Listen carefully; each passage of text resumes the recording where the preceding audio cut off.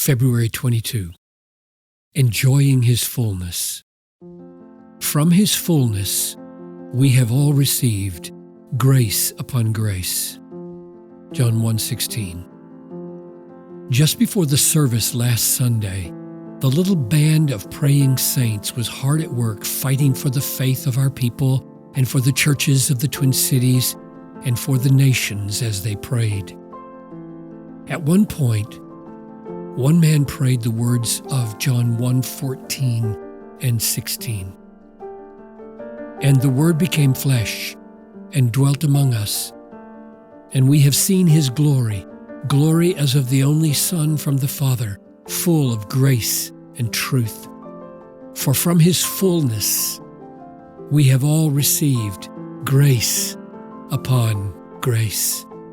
It was one of those epiphany moments for me. God granted in that moment that the word fullness, from His fullness, carry a fullness that was extraordinary in its effect on me. I felt some measure of what the word really carries, the fullness of Christ. I felt some of the wonder that, yes, I had received grace upon grace from this fullness. And I was at that moment receiving grace upon grace. I felt right then that nothing would have been sweeter than to simply sit at His feet or read my Bible all afternoon and feel His fullness overflow.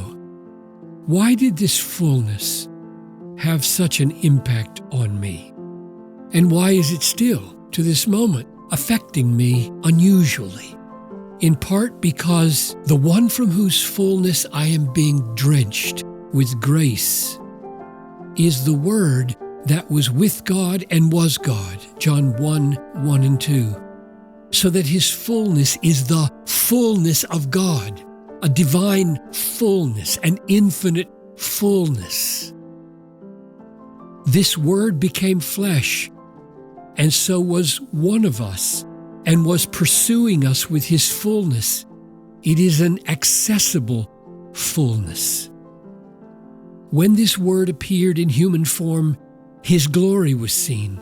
His is a glorious fullness. This Word was the only Son from the Father, John 1:14, so that the divine fullness was being mediated to me, not just from God, but through God. God did not send an angel, but His only Son to deliver His fullness. The fullness of the Son is a fullness of grace.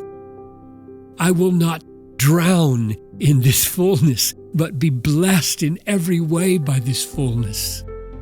This fullness is not only a fullness of grace, but of truth.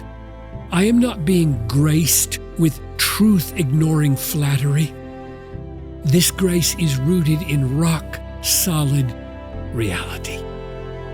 Is it any wonder, then, that I would feel astonished and full of joy at the fullness of Christ?